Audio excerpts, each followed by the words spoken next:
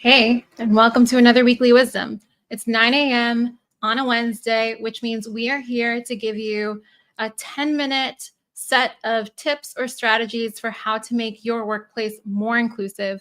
I'm Natalia Eileen, founder and CEO of Seen at Work, and that's what we do. We help organizations create more inclusive workplace cultures where everyone can feel seen at work. So let's jump in with 4 ways to make virtual meetings more inclusive. That's our topic for today. I have 4 ways that you can make your virtual meetings more inclusive right away.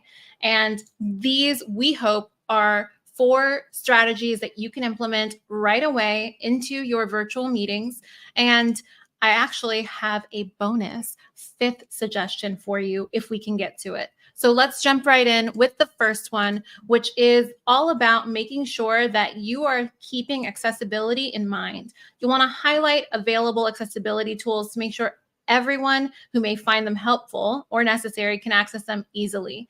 Now, this is something that we can sometimes take for granted, especially if we ourselves don't need to use some of these accessibility tools, but we can be going a long way for folks who may need captions or may need other supports for these virtual meetings by helping them understand how to access them and by making that information more readily available for everyone.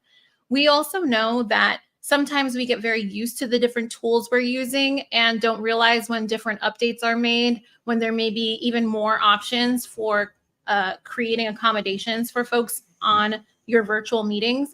So going in regularly and learning more about what has become available for some of these platforms can be really powerful.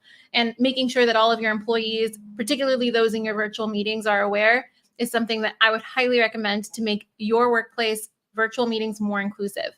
We've got more for you. Let's dig into our second tip.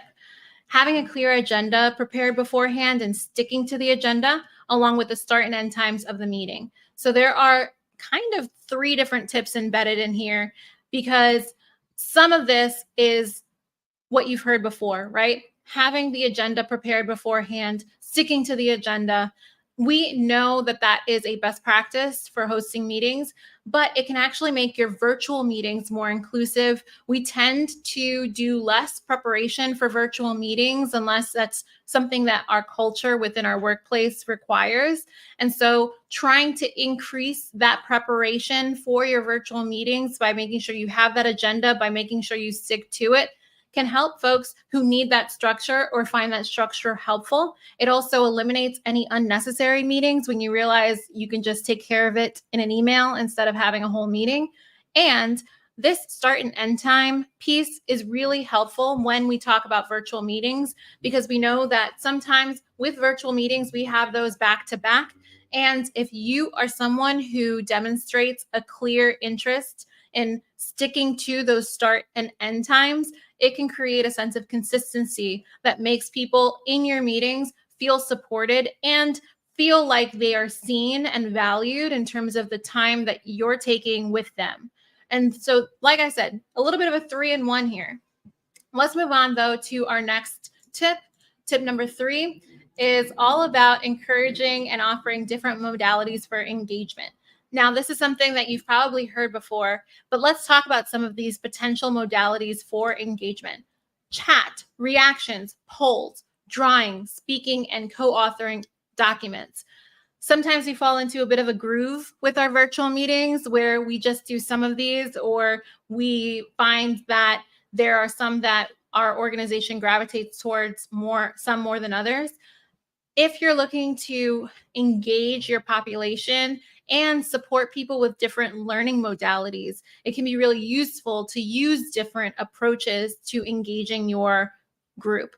So here are just some of them listed here: chat, reactions, polls, drawing, speaking, co-authoring documents.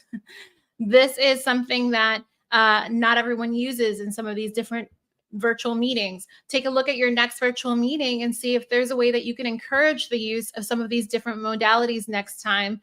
And also maybe consider talking to some of your teammates about the modalities that they find most effective for them, because you might find that there are some in here that people are more excited to lean into than others. That's especially the case when it comes to speaking. We find that a lot of folks, particularly those who are more introverted or those who require a little more processing time, are not as readily interested in speaking aloud during virtual meetings, especially when they're more full and there are a lot of people on that call.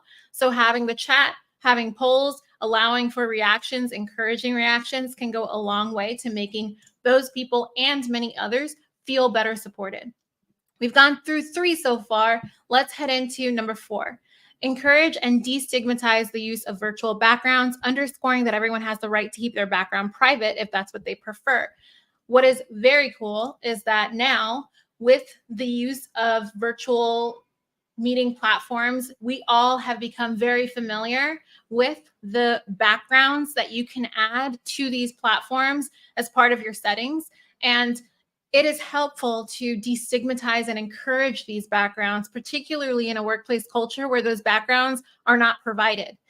If your organization provides backgrounds, cool. That's a way to encourage the use of them. If you don't provide them, but know that people's privacy should be honored and respected, which hopefully you do, you can encourage the use of those backgrounds by using them yourself, if that's your preference, or by simply saying that, hey, if that's something that makes you feel more comfortable, we are in support of it.